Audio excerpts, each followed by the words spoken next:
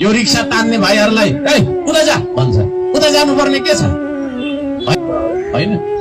पसिना बगाएर खाइराखेको छ, उसलाई अपमान किन गर्नुपर्ने भन्दाखेरि काम गर्नु हुँदैन, काम गर्ने मान्छे सानो हो, काम गर्ने बित्तिकै त्यो लाज लाग्ने कुरा हो भन्ने खालको जुन एउटा चाहिँ गलत मनोविज्ञान हाम्रो देशमा फैलाइदिएको छ। अनि गफ गरेर ठुलो खाने मान्छे चाहिँ ठुलो, चोरेर खाने मान्छे चाहिँ ठुलो, भ्रष्टाचार गरेर खाने मान्छे चाहिँ ठुलो, तर च्याला मजदुरी गरेर दिनभरि सफारी चलाएर दिनभरि सानो तिनो काम भए पनि च्याला मजदुरी गरेर खानु चाहिँ त्यो चाहिँ सानो, एकदम त्यो चाहिँ अपमानित भनेर भन्ने जुन मनोविज्ञान छ, यो मनोविज्ञानलाई हामीले भत्काउन सकेनौँ भने देश बन्नेवाला छ। हामी सबै चोर फटा होइन, हामी सबै बेइमान भइसक्यौँ।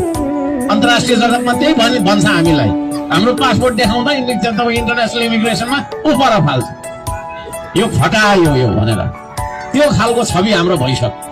त्यसले गर्दाखेरि म सम्पूर्ण नेपाली समाजलाई आज भन्न चाहन्छु, अब हामी सुध्रौँ, हामी इमान्दार बनेनौँ भने मैले अघि भने 500 जनै महावीर पुन जन्मिँदा यो देशमा हुनेवाला केही पनि छैन है।